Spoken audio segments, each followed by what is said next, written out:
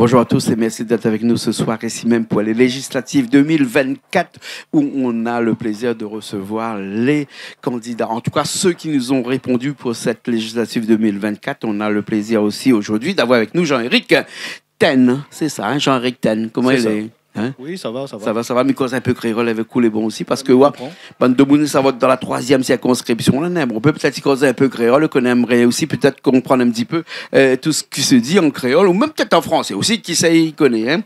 La France debout, c'est ça, hein? C'est la ça. France debout, oui. Voilà, la droite, hein, les grandes lignes de cette législature. Alors déjà, comment on l'a fait pour arriver à cette élection-là? Ben, c'est mes convictions qui m'ont poussé à faire ça. Ah ouais. Parce qu'en fin de compte, avoir toujours le même portrait politique, à un moment donné, on se dit, on peut changer les choses et donner un nouveau visage. Ouais. Quand le 30 juin, non, quand le 9 juin, le président Emmanuel Macron a décidé de dissoudre l'Assemblée nationale, hein, on a trouvé que c'était une opportunité peut-être de se présenter. J'ai trouvé ça quelque chose... Enfin, au début, on se dit c'est quelque chose... c'est comme s'il a lâché une bombe. Oui. Un peu un naufrage. Mais après, à la suite de cela, après réflexion, on se dit ça peut être une opportunité pour refaire l'Assemblée nationale. Ouais.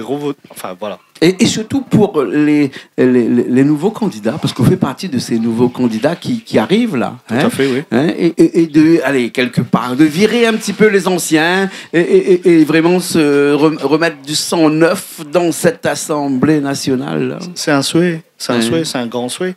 Parce que moi, au fond de moi, je pense que Emmanuel Macron, il a dissolu l'Assemblée nationale parce qu'il a dit, hein, le peuple français, donc le peuple réunionnais, il est en colère parce que de voir toujours les mêmes têtes au pouvoir et il n'y a pas de changement, à un moment donné, les gens, ils sont saturés, ils sont écœurés. Voilà. Ouais. Et donc, bien entendu, où l'était investi de la France debout avec Nicolas Dupont-Aignan. Hein, ça, oui. Et donc, ces grandes lignes-là de ce futur mandat qu'on aura peut-être, qui sait, on ne sait jamais, mettre le micro bien. On ne sait jamais, oui. On ne sait jamais, peut-être un deuxième tour, mais si dans un deuxième tour, dans cette deuxième circonscription-là, vous pensez avec qui on a des personnes comme ça, vous pensez qui pourraient éventuellement être actuellement les ennemis, mais après qui pourraient être des amis si vous voulez à l'Assemblée, parce que quand on arrive là-bas, il faut travailler tout le monde ensemble, hein, après, bien sûr. Hein. Bien sûr, toute coalition est possible. Toute coalition est possible. Après, aujourd'hui, on est nouveau, personne va faire un compte avec nous. Mais par la suite, on ne sait jamais. Ouais.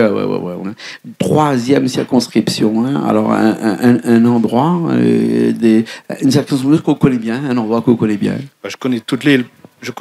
Puisque mon métier m'oblige à être sur toute l'île. Parce que ça fait 20 ans que je fais mon métier, hein, un métier de terrain. Je vois souvent les gens chez eux. Quel métier? Je suis commercial. Ouais. Donc, vous sillonnez un peu la Réunion partout. Oui, je sillonne toute l'île. En fait, ce que veut dire, moi, c'est que si demain, le député, vous ne sera pas le député de la 3e circonscription, vous sera le député de la Réunion. Tout à fait, oui. Ouais. C'est ça. Ouais, parce que c'est un endroit qu'on connaît bien, la Réunion, mais quand même, c'est peut-être comme les 3e circonscriptions qui va faire que, vous serez député. Hein. Oh, le tampon, beaucoup. Je connais très bien le tampon parce que j'y suis quasiment tous les jours. Il y a Rivière-Saint-Louis aussi, parce que sur Rivière-Saint-Louis, j'ai travaillé, retravaillé.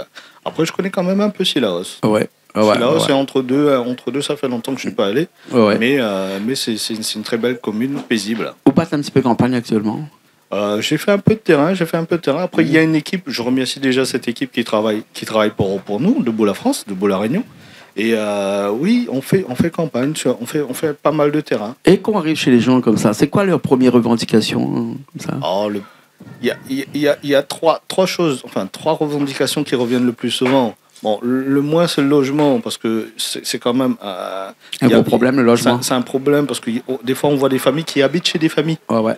Donc, ils veulent avoir leur indépendance, mais après, trouver un logement, des fois, c'est un peu compliqué. 40 000 demandes actuellement en attente d'un logement ici à La Réunion. Oui, 40 000, hein. Oui, ça fait beaucoup quand même. C'est énorme. Ouais. Ça fait 5% de la population si on compte les enfants avec, 5% de la population. C'est ça, ouais.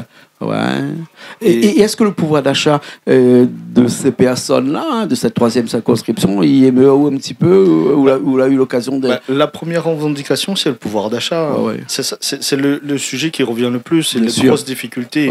Les gens qui n'arrivent pas à finir les fins de mois. Je vais répéter ce que les autres disent, mais c'est tout à fait vrai. Voilà, le pouvoir d'achat. Et il faudrait trouver des solutions pour résoudre ce problème. 100 000 personnes actuellement à La Réunion qui ne travaillent pas parce qu'ils sont au chômage, il faut dire. 100 000 personnes au chômage à La Réunion. 38% de la population qui vit en dessous du seuil de pauvreté ici à La Réunion. C'est aussi ça le motif qui a quand même permettra d'aller à ces législatives-là. Moi, comme je suis tous les jours avec les gens. Je vois un petit peu les difficultés et je vois que les choses ne bougent pas. À un moment donné, la conviction, il nous pousse à aller de l'avant et à essayer de changer ce clivage. Ouais. Actuellement, on nous voit bien que, là où on est là dans la France, debout avec Nicolas Dupont-Aignan, qui est quand même une droite, qui fait partie de la droite. De droite. La droite n'est pas très fort au niveau sondage actuellement. Il y a le RN qui fait presque 37%, la gauche qui arrive avec 28%, cette gauche qu'on appelle le Front populaire actuellement, puis la droite un petit peu derrière. Est-ce que des fois on n'a pas l'impression d'avoir un petit peu parié sur le mauvais cheval, non ? Non, pas du tout, parce que l'extrême gauche ou l'extrême droite, c'est vrai qu'au niveau pourcentage, ils sont devant. Mais ça veut pas dire. Moi, je dis, les gens, ils sont en colère, ils veulent changer, et pour cela de façon radicale. Mais après, la droite reste la droite. Bien sûr. Les européennes, là, il y a 3 semaines, là, et les législatives, c'est 2 votes complètement différents. C'est pas pareil. Donc on peut pas se baser sur les. Non. Je pense que les européennes pour avoir une vision des législatives. Ça peut suivre, mais pour moi, ce ne sera pas le même résultat. Ouais. Déjà, le vote n'est pas pareil. Et là, on a un vote de proximité avec des gens qui vont avec un nom. Jean-Éric Ten, alors qu'avant, c'était avec une liste. Exactement. Donc, c'est complètement différent. Mais là, il nous reste à peu près 3 minutes.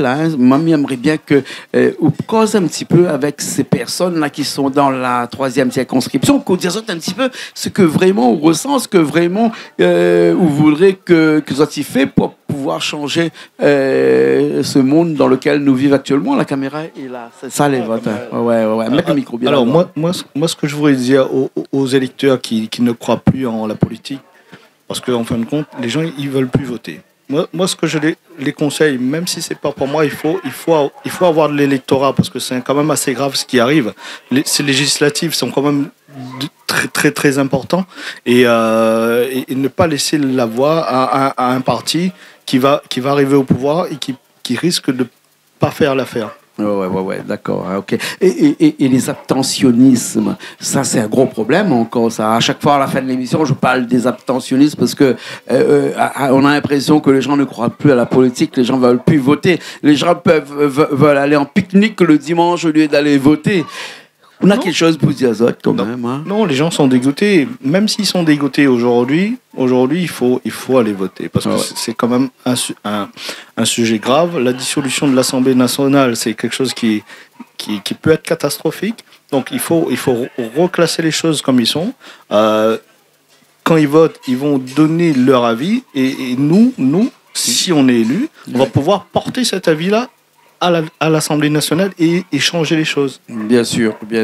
En tout cas, on était content de vous avoir ici, monsieur Jean-Éric Tanoulé, dans la 3e circonscription, la France debout, avec Nicolas Dupont-Aignan. Et vraiment, si demain vous l'êtes élu et que nous peut retrouver à vous, peut-être que la semaine prochaine, qui sait, si on dit la pitié, comme dit Créole. Ce serait un grand plaisir. Dans ce 2e tour. Oui, ce serait un grand plaisir. Et puis, mon souhait, c'est d'arriver au 2e tour. Bien sûr. Après être élu, c'est vrai qu'en tant que nouveau candidat, les gens ne me connaissent pas.